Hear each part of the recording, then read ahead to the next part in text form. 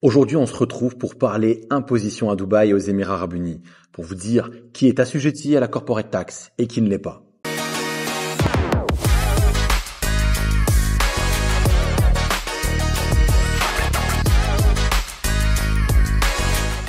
L'impôt sur les sociétés reste encore un sujet très flou depuis sa mise en place.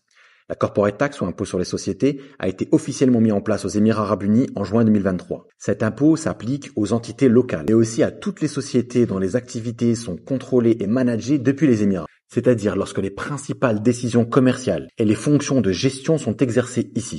Cette loi concerne aussi les freelances opérant sous licence. Si vous avez une entité en mainland ou en free zone, en LLC ou en freelance pour les free zones et sole establishments pour la mainland, vous êtes potentiellement concerné par cette taxe avec certaines exceptions.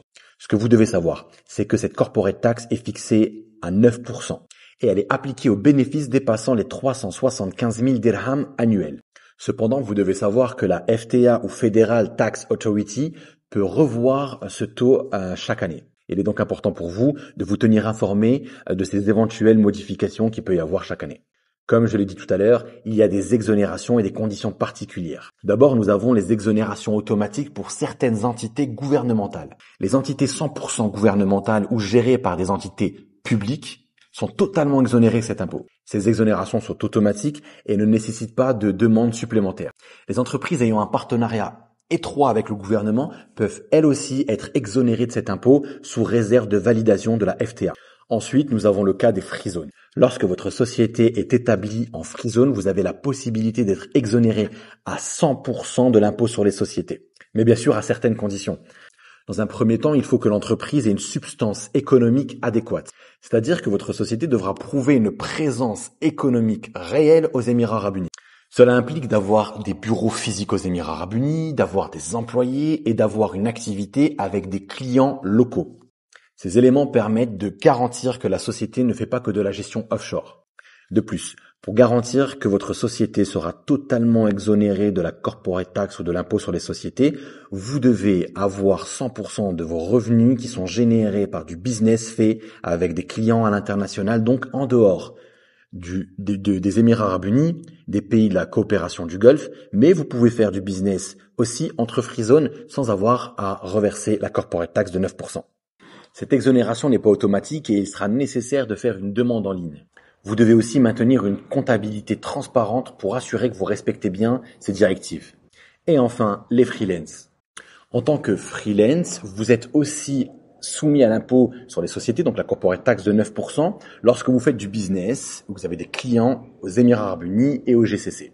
Cependant, tous les revenus générés à l'étranger peuvent être exonérés, sous réserve que ces revenus ne transitent pas par des comptes bancaires en mainland. Il faut aussi que le freelance ait prouvé sa domiciliation aux Émirats Arabes Unis. Il y a certaines déductions fiscales qui sont bien sûr possibles. Ce que vous devez savoir aussi, c'est que certaines dépenses sont aussi déductibles et permettent de diminuer la somme imposable. Les dépenses professionnelles qui sont directement liées à votre activité professionnelle, comme les frais de bureau ou les équipements qui sont entièrement déductibles. Nous avons aussi les dépenses mixtes. Ce sont des frais qui incluent une dépense personnelle et professionnelle. Par exemple, vous avez un abonnement téléphonique. Ces frais peuvent être partiellement déduits si l'usage professionnel est justifié. Les dividendes et gains en capital reçus de participations étrangères et certaines plus-values générées à l'international sont également exonérés d'impôts. Vous avez aussi les frais engagés comme des repas d'affaires avec certains clients.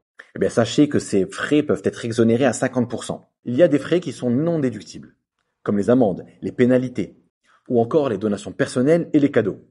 Sachez que ces coûts ne peuvent pas être utilisés pour réduire le montant imposable. Cette vidéo vous a permis de comprendre les éléments clés de la taxation aux Émirats Arabes Unis concernant notamment la corporate tax ou l'impôt sur les sociétés.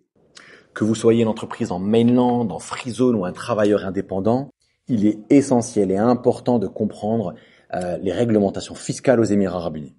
En espérant vous avoir éclairé au mieux, si vous avez des questions, n'hésitez pas à les poser en commentaire ou à nous contacter directement. N'oubliez pas de vous abonner pour rester informé des différentes actualités fiscales aux Émirats Arabes Unis. À très vite.